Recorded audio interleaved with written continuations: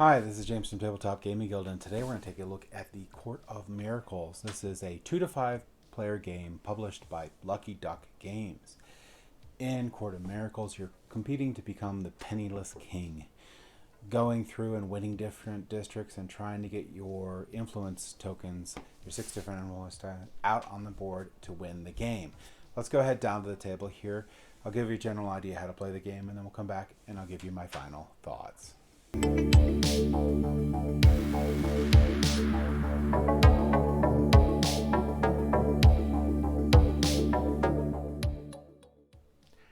Alright, so this is a 4-player setup of the Court of Miracles.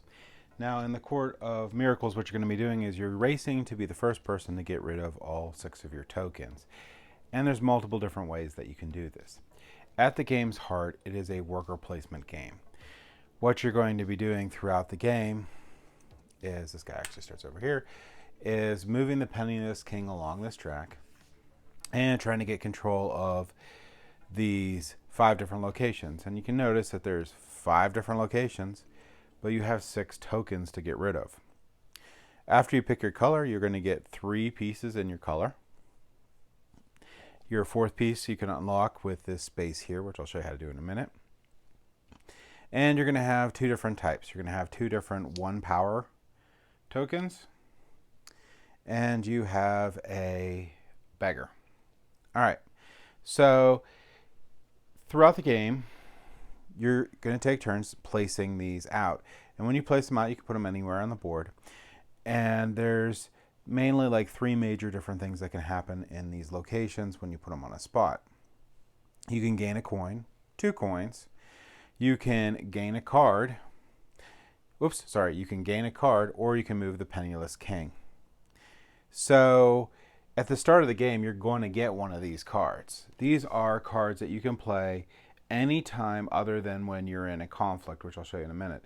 So this says move your opponent's rogue token to another spot or even to another neighborhood. When you move them like this, they don't get their benefits or whatever. You're just placing them around in the board. So everyone will have one of these cards to start, but I could say maybe go here and get another. Or if this opponent went here, they would move the penniless king 2 spaces along the track. If the penniless king gets, so it says here, and the opponent went to this spot for 2 movement, it would only move 1 because the penniless king has to stop at the red spots. The red spots will point to a little district here, and then a fight will occur, like conflict. So let's say these are here. So when the conflict occurs, I'll flip them over. They have a beggar. I have a power 1 card. I would win the combat, but the beggar, since it says I get a coin from the winner, and since there actually is a winner in this conflict, I would have to give one of my coins, and I start with 1, to that player. And then I would put my control marker here. So that's another interesting setup portion of this game. At the beginning of the game, let's say green did go first. They would get 1 coin. Second player would get 2. And then everyone else would have got 3 coins. All right, so there's one other spot the penniless king can run into, and it's these white spots here. If the penniless king runs into a white spot, that player, the active player, will pick the district that has the conflict. So let's say here. And here's another beggar.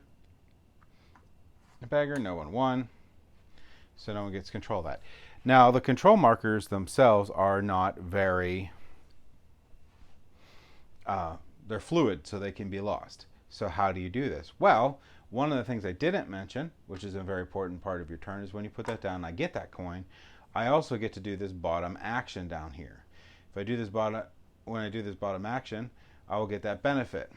If I control the region and I do the bottom action, I will get a coin. If someone else goes there and I control that bottom, I control this district, I get a coin. So what are these different spots? So we know what all the other spots do. They're really simple. What are these other spots do? Well, this one simply gives you 2 coins. This one simply gives you a card.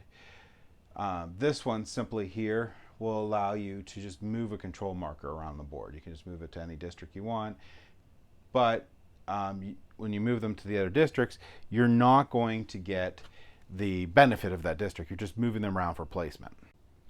All right, now the last two very important spots. This one here, I can draw one of these tokens from the bag, and this happens to be another beggar, but there's all different tokens in there, including a 3 power one, and they all have different abilities and stuff that you're going to want to look up, which is going to be on the back of the rule book.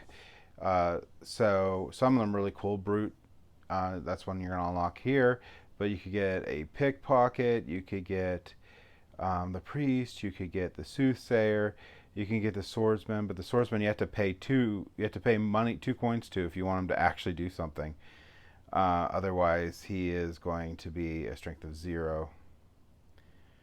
And then you have the courtier, I don't know how to say that right, courtisan, whatever. You have all these different that you can pull from the bag, and you can upgrade them. You'll have only ever 3 unless you unlock your last one. Well, how do you unlock your last one? Well, this space here will allow you to place one of your control tokens on one of these rows, and you can only ever have only one of your control tokens on any of these rows. Other opponents can put them on, but you can only do each of these once. And the cost is going to be, if I want to put my control token here, I'll have to pay 4 coins and I can get a card. If I go here, I can pay 5 coins and move the Penniless King twice. If I go here, I can pay 6 coins. I have to pay 6 coins, not can.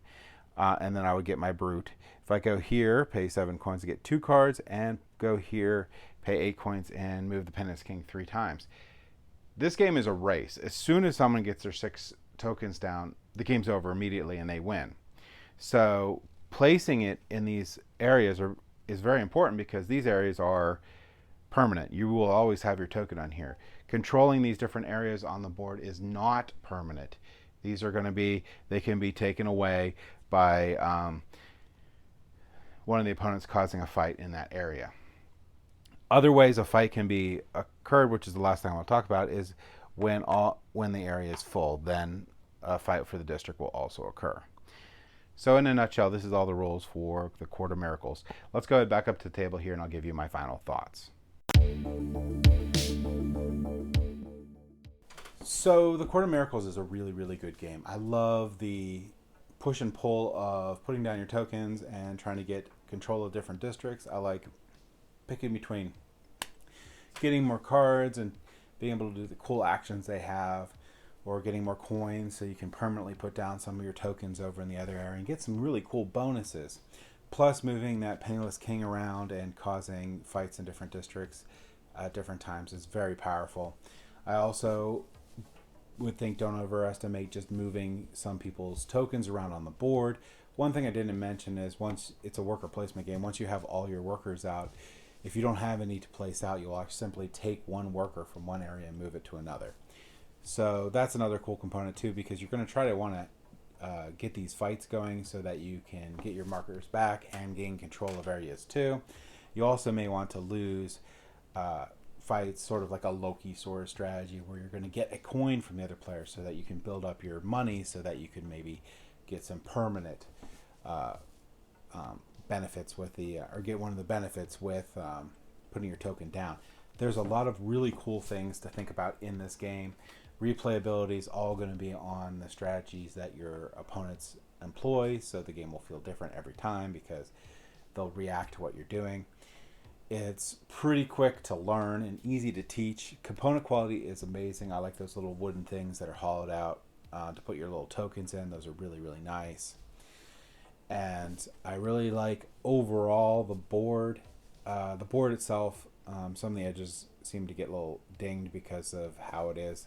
I probably would have been nice as a circular board, but either way, it's fine. It's fine. It's a good board. It's a lot of really cool art on it. I love the art on the cards themselves. The cards themselves are pretty powerful in what they do. I love just everything about this game. It is a great game. So if you're looking for a light worker placement game that's super easy to teach, but yet has a lot of cool strategies that you could employ, then I would highly recommend checking out the Court of Miracles. Thank you for watching. bye.